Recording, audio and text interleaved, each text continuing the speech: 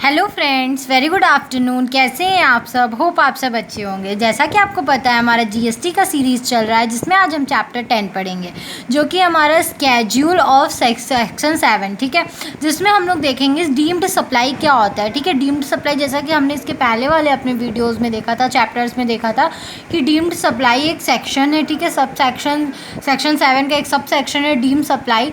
तो deemed supply क्या होता है, किस स्केड्यूल में, ये सब जानेंगे, ठीक है। उसको कैसे डीम्ड सप्लाई बोलते हैं और कैसे उसको जीएसटी के रिजीम में लाते हैं, हम लोग सब कुछ जानेंगे, ठीक है। Schedule 1 deemed supply means all the essentials of supply are not present। जैसे कि हमने क्या देखा था, सारे एसेंशियल्स देखे थे ना कि उसमें क्या क्या होना चाहिए। बिजनेस होना चाहिए, कंसिडरेशन होना चाहिए और टैक्सेबल पर्सन होना चाहिए, टैक्सेबल सप्लाई होना चाहिए। तो इसमें क्या होता है कि मतलब हर एक एसेंशियल ना हो उसमें, ठीक है।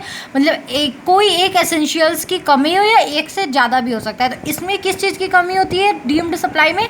कंसिडरेशन की कमी होती है, ठीक है। मतलब या तो काइंड में पेमेंट होता है या तो बार्टर में होता है, ठीक है। Under the previous tax regime, पहले के टैक्स रिजीम में क्या होता था, सर्विस टैक्स में क्या क्या चीज़ें लगती थी। If any service were given for free, no ST was charge, ठीक है। State tax was charged. Now few cases where even if no consideration is charged, it will be called supply, ठीक है। पहले क्या होता था, अगर कोई भी सर्विस फ्री में दी जा रही होती थी तो हम लोग उस पर क्या करते थे, स्टेट टैक्स नहीं चार्ज करते थे। बहुत से केस ऐसे भी थे जिसमें कंसिडरेशन चार्ज नहीं होता था, लेकिन फिर भी उसको क्या, बहुत से लोग ऐसे थे कि वो लोग क्या करते थे, अपने सप्लाई में कंसिडरेशन नहीं दिखाते थे, लेकिन वो क्या होता था, एक्चुअली में वो सप्लाई होता था, ठीक है। तो उसी सब डीमेरिट्स जो थे, डिफिशियंसीज जो थी, उनको कम करने के लिए क्या हमने कुछ जीएसटी लागू किया और जीएसटी में क्या चीज़ें हम लोग देखेंगे, ठीक है। 4 पैराज और point in schedule 1 R S follows, ठीक है। हमारे जो स्केड्यूल 1 में वो 4 पॉइंट्स दिए हुए हैं। क्या? परमानेंट ट्रांसफ़र और डिस्पोजल ऑफ बिजनेस एसेट्स, ठीक है। जो अगर बिजनेस एसेट्स जो है, अगर उसका परमानेंट ट्रांसफ़र या डिस्पोजल हो रहा है तो उसको हम लोग सप्लाई बोलेंगे, ठीक है। सप्लाई बिटवीन रिलेटेड पर्सन और डिस्टिंक्ट पर्सन, अगर सप्लाई रिलेटेड पर्सन या डिस्टिंक्ट पर्सन के बीच में हो रही है, ठीक है।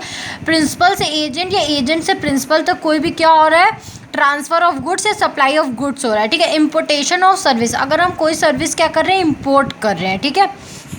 तो सबको हम लोग क्या मानते हैं, डीम्ड सप्लाई मानते हैं, ठीक है। जैसे कि हमने देखा पैरास, तो पैरास इसका एक शॉर्ट है, शॉर्ट फॉर्म है। अगर आपको इससे याद करना हो, ठीक है, निमोनिक्स है। अगर आपको इस निमोनिक्स के थ्रू अगर आपको याद करना हो तो आप कर सकते हो, ठीक है। जैसे कि पहले पैरास, तो हम देखते हैं पहला हमारा क्या था, परमानेंट ट्रांसफ़र ऑफ और डिस्पोजल ऑफ बिजनेस एसेट्स, ठीक है। जो भी बिजनेस एसेट्स हैं उनको परमानेंट बेसिस पे क्या कर देना, डिस्पोज कर देना या ट्रांसफ़र कर देना, ठीक है। तो इसमें क्या होता है, business assets, permanent assets, business assets होनी चाहिए और ऐसे एसेट्स होने चाहिए जो कि परमानेंट बेसिस पे हो, ठीक है। विदाउट कंसिडरेशन अगर हो रहा है, ठीक है। Covers holding to subsidiary transfer also, ठीक है। अगर जो होल्डिंग कंपनी है, अगर पूरी की पूरी होल्डिंग कंपनी से क्या हो रहा है, वो सब्सिडरी कंपनी को ट्रांसफ़र किया जा रहा है विदाउट कंसिडरेशन, तो उसको भी हम लोग क्या मानेंगे, सप्लाई मानेंगे। और ऐसे सप्लाई को हम लोग डीम्ड सप्लाई बोलते हैं, ठीक है। कि सप्लाई एक्चुअली में हो तो नहीं रहा है, लेकिन उसको दिखाया नहीं जा रहा है सप्लाई, और हम लोग लेकिन उसको मानते हैं सप्लाई है। Only if ITC input tax credit has been availed on such assets, अगर इस एसेट्स पे उन्होंने आईटीसी, जैसे कि हमारा इनपुट टैक्स क्रेडिट का एक पूरा चैप्टर था, मैंने उसमें समझाया है क्या होता है। अगर उन्होंने इस एसेट्स पे आईटीसी की सुविधा जो थी, जो बेनिफिट्स है, वो उन्होंने ले लिए हैं, तो क्या होगा, उस ट्रांसफ़र को फिर क्या माना जाएगा, डीम्ड सप्लाई माना जाएगा। अगर उन्होंने इस एसेट्स पे आईटीसी की बेनिफिट्स नहीं लिए हैं तो उसको डीम्ड सप्लाई नहीं माना जाएगा, ठीक है। फिर हमारा पैरा 2 है सप्लाई बिटवीन रिलेटेड पर्सन और डिस्टिंक्ट पर्सन, अगर कोई भी सप्लाई रिलेटेड पर्सन या डिस्टिंक्ट पर्सन से हो रहा है, ठीक है। Supply of goods and services both, अगर हम गुड्स एंड सर्विसेज दोनों की सप्लाई कर रहे हैं तो इन द कोर्स और फर्दरेंस ऑफ बिजनेस, ठीक है। या तो बिजनेस करते टाइम या तो बिजनेस को आगे बढ़ाने के लिए, बिजनेस को हेल्प करने टाइम, ठीक है। बिटवीन रिलेटेड और डिस्टिंक्ट पर्सन, या तो वो हमसे कहीं ना कहीं रिलेटेड है या तो डिस्टिंक्ट पर्सन है। तो उसमें क्या, डिस्टिंक्ट मतलब होता है कि एक ही ब्रांच, एक ही कंपनी का 2-3 जगह ब्रांच हो ना, अगर उससे कोई भी ट्रांसफ़र हो रहा है तो उसको भी हम लोग डीम्ड सप्लाई मानेंगे, ठीक है। फिर हमारा topics to be covered under para 2, इस पैरा के अंदर क्या क्या टॉपिक्स कवर होते हैं। Meaning of related and distinct person, जैसे कि अभी मैं बार बार बोल रही हूँ रिलेटेड और डिस्टिंक्ट, तो मैं बता दूँगी आप लोगों को रिलेटेड मतलब क्या होता है, डिस्टिंक्ट का मतलब क्या होता है, स्टॉक और ब्रांच ट्रांसफ़र क्या होता है, gifts by employer to employee क्या होता है। ठीक है, आइए देखते हैं एक एक करके।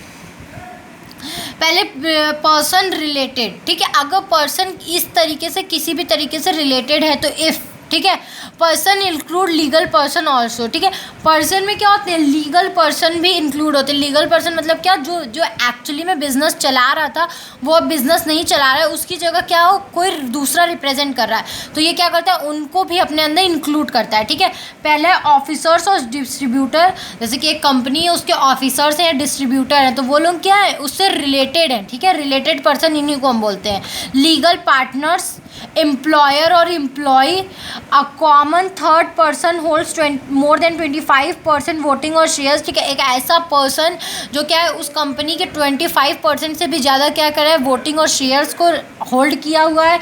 One of them controls other, या तो कोई पार्टनर्स है, कोई क्या है उन दोनों को कोई एक लोग कंट्रोल कर रहा है, तो ऐसा भी हो सकता है। आ थर्ड पर्सन कंट्रोल्स बोथ, या कोई ऐसा तीसरा पर्सन हो जो दोनों को कंट्रोल कर रहा हो, ठीक है, पार्टनर्स को।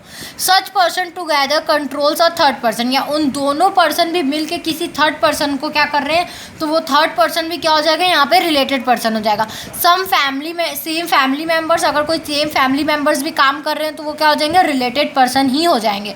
एजेंट और डिस्ट्रीब्यूटर, उनके कंपनी का जो भी एजेंट या डिस्ट्रीब्यूटर होगा वो सब क्या होंगे, रिलेटेड पर्सन होंगे। ठीक है, डिस्टिंक्ट पर्सन देख लेते हैं हम लोग क्या होता है, इन सेम स्टेट और यूनियन टेरिटरी, इन 2 और मोर स्टेट्स और यूनियन टेरिटरी। ठीक है, तो जैसे कि हो जाता है कि अगर एंट्री क्या होती है, अगर सेम स्टेट्स और यूनियन टेरिटरी में हो रहा है तो क्या हो जाते हैं, तो भी वो डिस्टिंक्ट पर्सन होते हैं।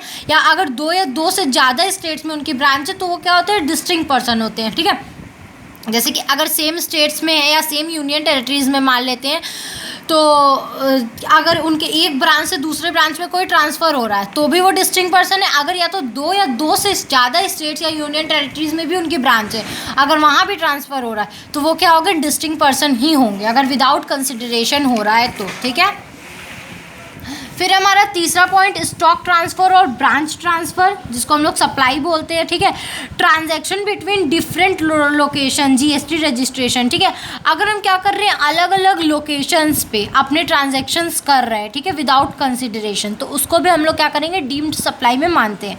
Of the same legal entity will qualify as supply. ठीक है, तो क्या होगा, अगर सेम लीगल एंटिटी है, मतलब मान लीजिए कि अगर कोई कंपनी है उसका क्या है, एक ही लीगल एंटिटी है, उसके ब्रांचेस अलग अलग है, लोकेशन अलग अलग है, अगर अपने ही लोकेशन में वो क्या है, जैसे कि कुछ ट्रांसफ़र कर रहा है लेकिन क्या है, कंसिडरेशन नहीं है, लेकिन वो बिज़नेस के लिए तो है ना, तो उसको क्या करेंगे, हम लोग डीम्ड सप्लाई मानते हैं। ठीक है, gifts from employer to employee, जैसे बहुत सारे होते हैं एम्प्लॉयर और एम्प्लॉय के बीच में ऐसा रिलेशन होता है जहाँ पे गिफ्ट्स दिए जाते हैं, तो गिफ्ट्स के भी कुछ क्या होते हैं, लिमिट्स होते हैं। अब देखते हैं लिमिट्स क्या होते हैं। Gifts voluntary and made occasionally without consideration, gifts तभी माना जाएगा एम्प्लॉयर और एम्प्लॉय के बीच में जब वो वॉलेंट्री हो। ठीक है, मतलब अपने मन से हो और कभी कदाल हो। ठीक है, जैसे साल भर में एक बार हो गया, ओकेजनली कभी हो जाए, ठीक है, तभी उसको गिफ्ट माना जाएगा, उसमें कंसिडरेशन नहीं होना चाहिए। Up to 50,000 in a financial year is allowed, so not a supply. अगर ये एक फाइनेंशियल ईयर में 50,000 तक का देते हैं कोई भी पैसे, तो उसको क्या किया जाएगा, गिफ्ट्स के रूप में लिया जाएगा, सप्लाई नहीं लिया जाएगा। लेकिन अगर 50,000 से ऊपर जाता है अमाउंट तो उसको क्या कर दिया जाएगा, सप्लाई डीम्ड कर दिया जाएगा। ठीक है, payment as per contractual agreement, no, अगर जो उनके कॉन्ट्रैक्ट में लिखा हुआ है, जैसे कि वो हर महीने काम कर रहा है तो उतनी सैलरी तो देंगे ना, तो वो सैलरी को क्या होगा, बिल्कुल भी डीम्ड सप्लाई नहीं माना जाएगा, सप्लाई नहीं माना जाएगा, जैसे कि सैलरी। ठीक है, पैरा 3 में हमारा क्या था, प्रिंसिपल और एजेंट्स। ठीक है, सप्लाई ऑफ गुड्स, इसमें क्या है, सिर्फ गुड्स की बात हो रही है क्योंकि प्रिंसिपल और एजेंट के बीच में हमेशा गुड्स ही सप्लाई होते हैं। ठीक है, without consideration principal to agent और agent is equals to principal, तो डीम्ड सप्लाई ही माना जाएगा। If supply of service between agent and principal then required and only supply. ठीक है, इसमें क्या, अगर एजेंट से प्रिंसिपल तक अगर कोई भी सामान जा रहा है, ठीक है, जैसे कि वो कोई प्रिंसिपल है, एक जैसे कोई प्रिंसिपल है, मान लीजिए कोई मेरा मालिक है, और मालिक क्या कर रहा है, अपने आइटम्स एक एजेंट को दे रहा है कि जाओ तुम मेरे बेचो, तो वो ऐसा तो नहीं है कि वो रेगुलर बेसिस पे बेचवा रहा होगा, तो वो क्या है, वहाँ पे डीम्ड सप्लाई माना जाएगा, उस पर जीएसटी चार्ज होगा। ठीक है, प्रिंसिपल टू एजेंट अगर कोई थर्ड पर्सन है तो भी, प्रिंसिपल टू एजेंट अगर कोई थर्ड एजेंट से प्रिंसिपल हो रहा है तो भी क्या होगा, वो डीम्ड सप्लाई में ही चेक होगा, ठीक है। How to check the relationship between agent and principal. अब आप बोलोगे कि हम एजेंट और प्रिंसिपल में रिलेशनशिप कैसे दिखा सकते हैं, ठीक है। तो invoice issued by the agent, invoice is issued in his own name, ठीक है। अगर इनवॉइस जैसे देखिए, अगर हमारा चीज़ है, मान लीजिए मेरा कुछ सामान है, अगर मैंने सिर्फ एक एजेंट हायर किया है, मैंने बोला है कि क्या जाओ तुम ये, मान लीजिए मेरी एक कार है या मेरी एक वॉच है, मैंने बोला कि ये तुम बेच दो, इसको बेच के तुम पैसे रख लेना, सब कुछ कर लेना, ठीक है। तो अगर वो मेरी वॉच बेचती है तो वो क्या करेगी, अपने ही नाम पे बेचेगी, अपना ही इनवॉइस क्रिएट करेगी, तो उस जगह पे क्या हो जाएगा, एजेंट का नाम का इनवॉइस बनेगा, ठीक है। लेकिन मैंने बोला कि बस तुम जाओ और मेरे लिए क्या करके और लेके आओ कोई ग्राहक, मैं उसको अपनी वॉच बेचूंगी, तो क्या मेरा ग्राहक है तो मैं अपने नाम पे इनवॉइस क्रिएट करूंगी, ठीक है। तो इनवॉइस से हम लोग एजेंट और प्रिंसिपल का रिलेशनशिप डिफाइन करते हैं कि कैसा रिलेशनशिप है, पूरी ओनरशिप दी हुई है या नहीं दी हुई है, ठीक है। If both answers are positive, principal and agent exist and GST will be levied on without consideration transfer, ठीक है। अगर दोनों केसेस पॉजिटिव हैं, ठीक है, तो उसमें क्या होगा, प्रिंसिपल और एजेंट का रिलेशनशिप है उसमें कहीं ना कहीं, और जीएसटी क्या होगा उस पर लगेगा अगर विदाउट कंसिडरेशन ट्रांसफ़र हो रहा है तो। इसका पर्पस क्या है, whether or not agent has the authority to pass or receive the title if the goods on behalf of the principal, ठीक है। अगर एजेंट के पास ये अथॉरिटी हो या ना हो, कि उसके पास टाइटल हो या ना हो, लेकिन फिर भी क्या है, अगर वो प्रिंसिपल के बिहाफ पे भी काम कर रहा है तो क्या होगा, उस पर जीएसटी लिवाइड होगा, ठीक है, लगेगा ही लगेगा। होप आपको ये वीडियो समझ में आया हो। अगर फिर भी कहीं भी कोई भी दिक्कत हो तो आप मुझे कमेंट सेक्शन में कमेंट करके पूछ सकते हैं। Thank you very much for watching my video and please please please like, subscribe and share my channel. आपको इस सब्जेक्ट या किसी भी सब्जेक्ट के नोट्स चाहिए तो आप मेरा डिस्क्रिप्शन बॉक्स चेक कर सकते हैं। Thank you very much.